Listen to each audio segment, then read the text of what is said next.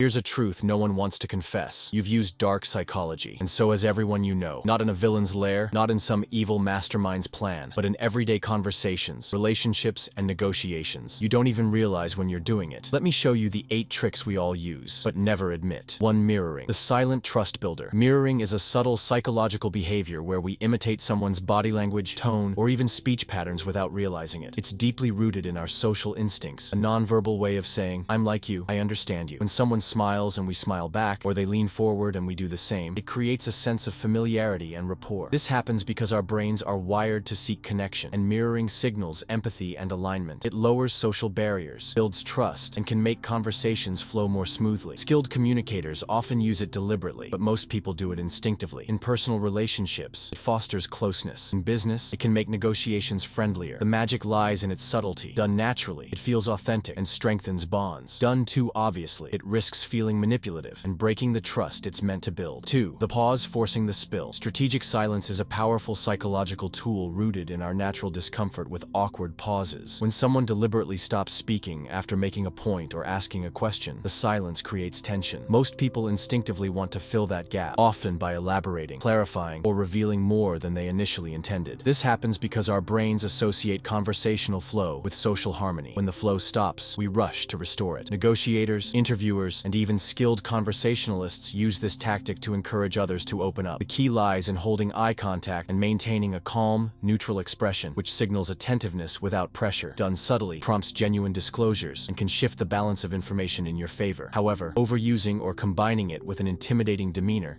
can make it feel manipulative or hostile, breaking trust instead of building it. Its real strength is in measured, mindful use. 3. The scarcity illusion. Desire by limitation. Scarcity triggers a primal survival response hardwired into our brains. When we believe something is limited, whether it's a product, opportunity, or even someone's attention, our perception of its value skyrockets. Psychologists link this to loss aversion. The fear of missing out feels more intense than the pleasure of gaining. That's why only 3 left, or offer ends tonight, can push people to act faster, often without weighing real need. This effect is exploited in marketing, sales, and even social interactions. The rarer something appears, the more desirable it becomes, regardless of its actual utility or importance. 4. Name dropping. The shortcut to authority. Name dropping is a subtle persuasion technique that taps into the psychology of authority. When you reference a respected figure, whether it's a renowned expert, a mentor, or even a well-known public personality, you borrow some of their credibility and transfer it to yourself. This works because our brains are wired to trust information that appears to come from authoritative sources. Even a casual mention, such as, "Well, as Dr. Smith once told me," can make your audience more receptive, as it implies your ideas are validated by someone with expertise or status. Skilled communicators often weave such references naturally into conversation, making their points feel more trustworthy. The key is authenticity. Forced or irrelevant name-dropping can backfire, making you seem insincere or manipulative. When used strategically and truthfully, however, it's an effortless way to elevate your message, reinforce confidence, and influence perception in social, professional, and persuasive settings. 5. The foot in the door. The Trojan horse. This is known as the foot in the door technique, a persuasion method where compliance with a small request makes you more likely to agree to a larger one later. Psychologically, saying yes creates a self-image of being helpful or cooperative. When the next bigger request comes, refusing would feel inconsistent with that image, so you agree again. Salespeople, fundraisers, and even friends use this subtly in daily life. Start small, build trust,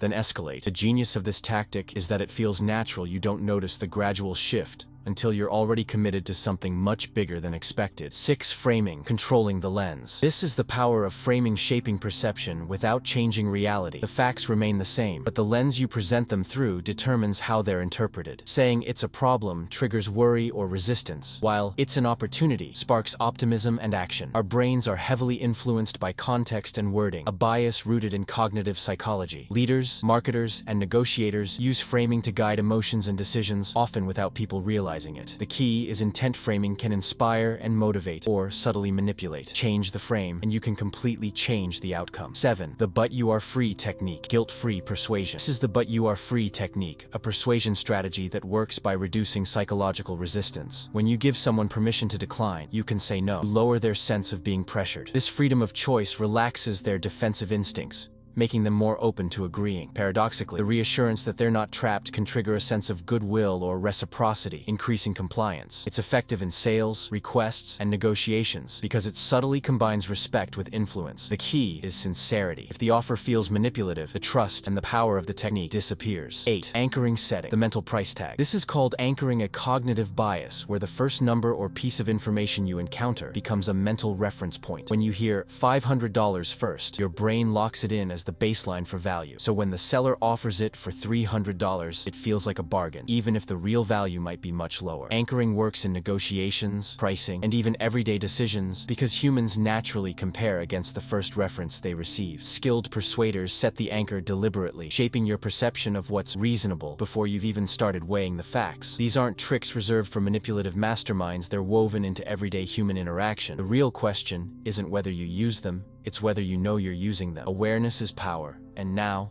you have it. Now that you've seen the 8 dark psychology tricks we all use often without even realizing, it's time to turn awareness into power. If you want to uncover the hidden patterns behind human behavior, master persuasion, protect yourself from manipulation, hit that subscribe button and join Psychology Masters. Every week, we dive deep into the mind's secrets so you're not just part of the game, you're the one in control. Subscribe now and outthink the rest.